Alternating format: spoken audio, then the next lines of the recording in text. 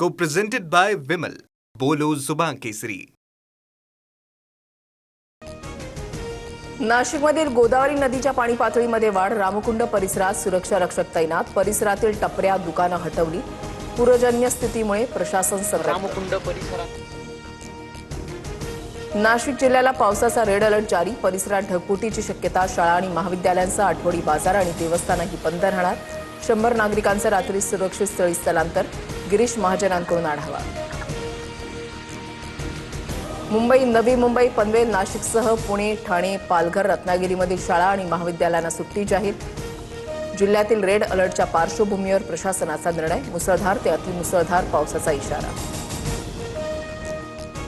Mumbai Pune connecting link वाहतुकीसाठी सुरळीत. मुख्य गेटवरच मोठी दरड कोसळल्याची घटना. दरड बाजूला काढल्यानंतर वाहतूक अखेर पूर्वपदावर.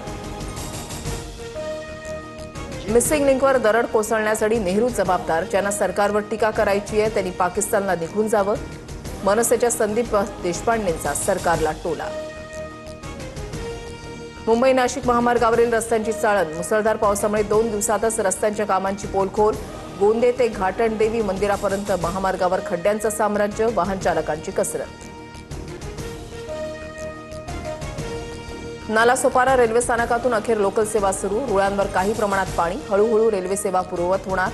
पश्चिम रेल्वेची माहिती. स्थानकावर प्रवाशांची मोठी गर्दी. वसई एव्हरशाईनमधील लिंक रोड अद्यापही पाण्याखाली. कमरे एवढ्या पाण्यातून नागरिकांची कसरत. पावसानं उसंत घेतल्यानंतरही पाण्याचा निचरा न झाल्याचं चित्र.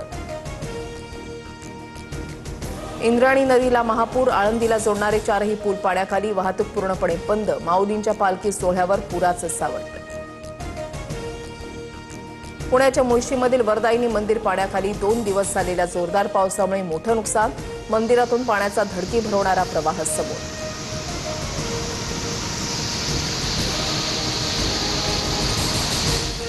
Co-presented by Vimal. बोलो जुबान केसरी.